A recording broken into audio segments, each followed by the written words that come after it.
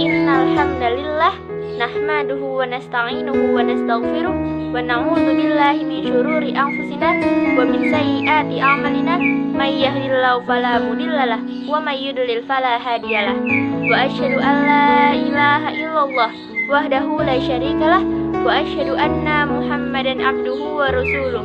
Amma ba'du. Pertama-tama, marilah kita bersyukur atas nikmat yang telah dikaruniai Allah kepada kita, nikmat iman, nikmat sehat, dan nikmat lainnya yang tidak mungkin kita hitung satu persatu. Perkenalkan, nama Ana Dewi Zahra Kamelia Rakib. Ana ingin menjelaskan tentang adab dalam berthalibul ilmi. Ada beberapa adab dalam menuntut ilmu dalam Islam, yaitu yang pertama, mengikhlaskan niat dalam menuntut ilmu.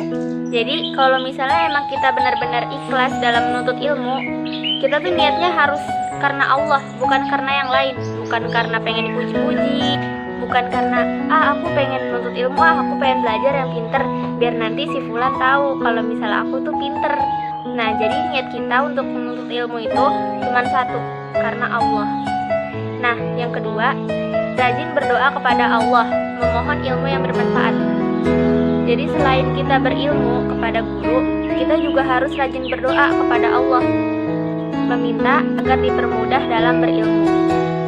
Nah, yang ketiga, menjauhkan diri dari dosa dan maksiat dengan bertakwa kepada Allah. Dari dosa, ya berarti kalau emang misalnya kita itu udah terbiasa untuk melakukan maksiat, ya mulailah dikit-dikit bawa perubahan, kayak suka sholat malam, terus kayak suka melakukan amalan-amalan sunnah, baca Quran.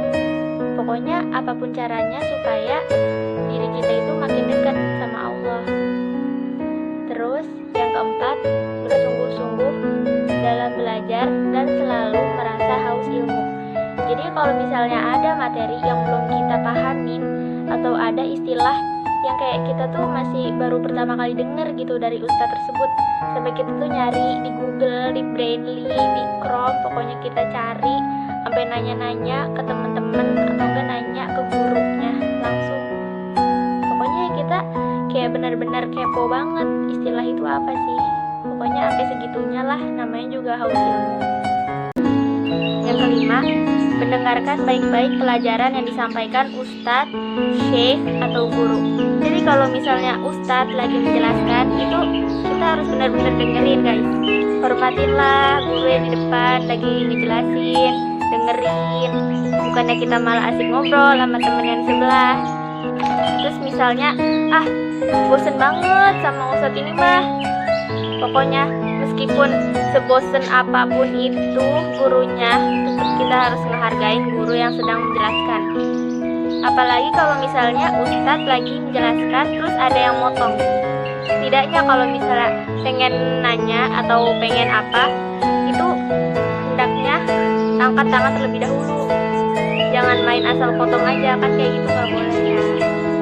Terus yang keenam, tidak boleh sombong dan tidak boleh malu dalam menuntut ilmu.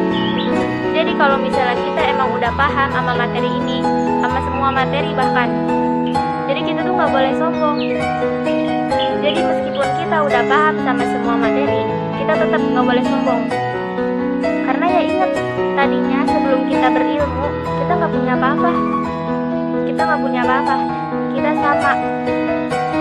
Jadi mentang-mentang kita udah paham semua materi, kita tetap gak boleh sombong. Dan kita kalau menuntut ilmu itu gak boleh ada rasa malu. Kan ada tuh istilahnya, malu bertanya sesat di jalan.